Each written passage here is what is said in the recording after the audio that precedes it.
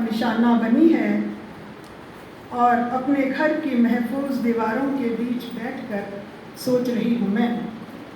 अपने घर की महफूज दीवारों के बीच बैठकर सोच रही हूँ मैं कि आखिर उन आतंकियों के निशाने पर कौन था।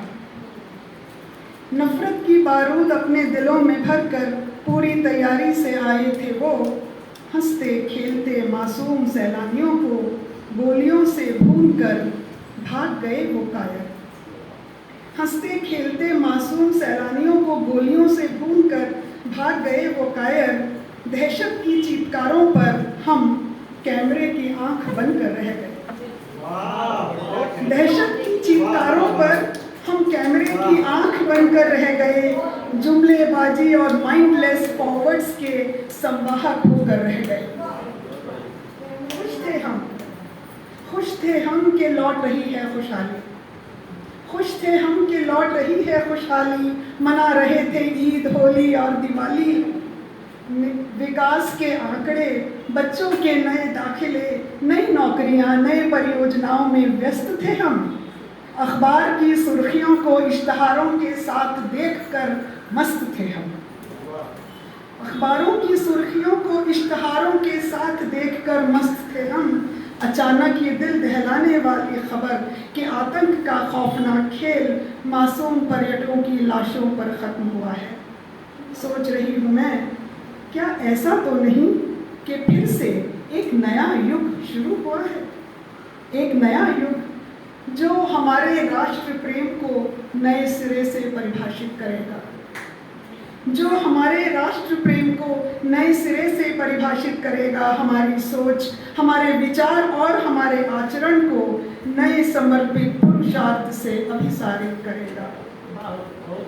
भारत भूमि की सनातनी हवाएं, भारत भूमि की सनातनी हवाएं जहर की आंधियों को रोक सकेंगी।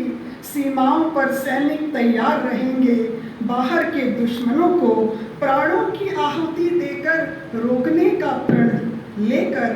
और राष्ट्र की सीमाओं के भीतर हम साधारण नागरिक मौन संकल्प को साधे अपना अपना काम करेंगे। नवजागरण की नई सुबह राष्ट्र प्रेम की हुंकार बनेगी। भारत की सीमाओं के भीतर एकता की रागिनी बजेगी। नहीं लड़ेंगे हम आपस में, हर झगड़े को सुलझा लेंगे। हिंदुस्तान की ज़मीं पर अब बस सद्भाव की फसल उगेगी। बेताब वैली अब तुम्हारी बेताबी को आंसुओं की नमी मिलेगी।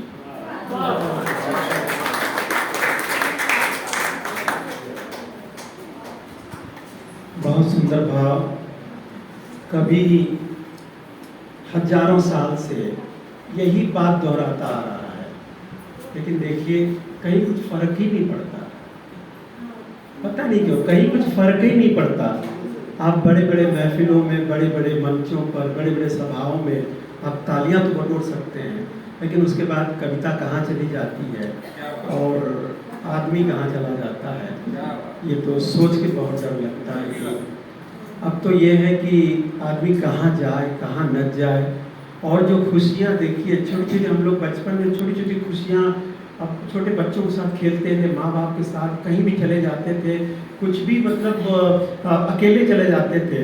अब तो जैसे लगता है कि ये हवाएं जो हैं वो कहीं निगल न लें, ये गलियाँ कहीं हमें निगल न दें। वो अच्छे मंजर जिसे देखकर हम कभी खुश होते हैं और लगता है कि अरे वहाँ जाना चाहिए, वहाँ पर शायद थोड़ी खुशी मिल जाए, वहाँ पर भी लोग बारूद और गन लेकर बैठे हुए हैं।